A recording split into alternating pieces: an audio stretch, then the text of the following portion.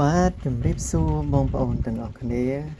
នេះគឺជាសកម្មភាពដុតគោមនៅក្នុងការអកអំបុកសំពះព្រះខែអញ្ចឹងទៅគឺយើងបាន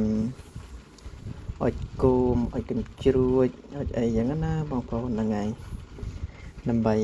អបអរសាទរពិធីបុណ្យអកអំបុកសំពះព្រះខែរបស់យើងទាំងអស់គ្នា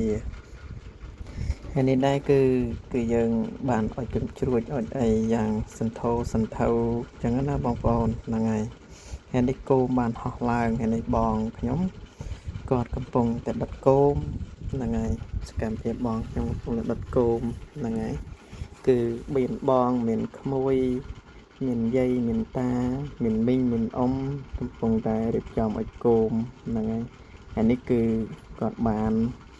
អុជកញ្ជ្រួចគេហៅថាផាវវែងនោះ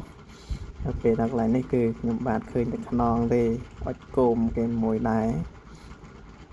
ហ្នឹងហើយក៏ជូនបុណ្យជូនកសលបងប្អូនទាំងអស់គ្នាបានបុណ្យកសលស្មើគ្នាទាំងអស់គ្នានៃការពិធីបុណ្យអកអំបុកសំពះព្រះខែណែគោមយើងដុតហើយគឺហោះ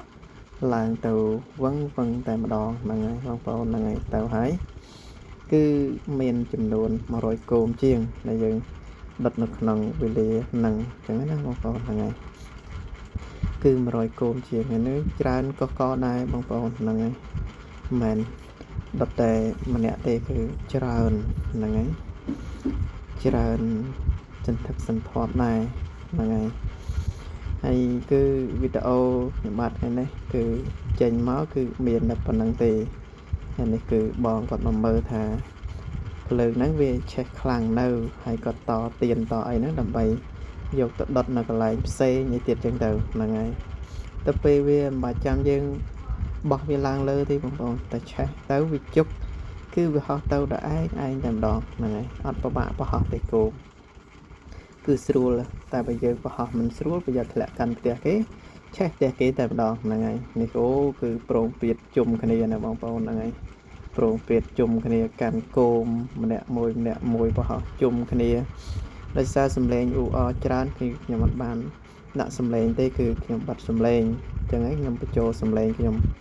ដល់ទៅពេលចុងកតុយនោះទើបបានខ្ញុំដាក់ឲ្យឮសំឡេងផាកញ្ជ្រួចនៃការដុតនឹងឯងហ្នឹងហើយគឺនេះគឺសិតតែក្មួយបងប្អូនហើយនេះគឺសកម្មភាពមួយហ្នឹងហើយមួយនៃការដុតគោមរបស់បងប្អូនទាំងអស់គ្នាហ្នឹងហើយគឺវីដេអូខ្ញុំមានតែប៉ុណ្្នឹងទេបងប្អូនអរគុណច្រើនដែលបានទស្សនាហើយជាបញ្ចប់នេះគឺកន្លែងនេះយើងដុតទៀនហ្នឹងហើយទៀនដុតអីហ្នឹងនេះកន្លែងដុតទៀនជ័យហើយកន្លែងនេះប្រពកម្មវិធីអកអំបុកហ្នឹងហើយគឺខ្ញុំមានតែប៉ុណ្្នឹងទេបងប្អូនហើយចុងក្រោយដាក់សំ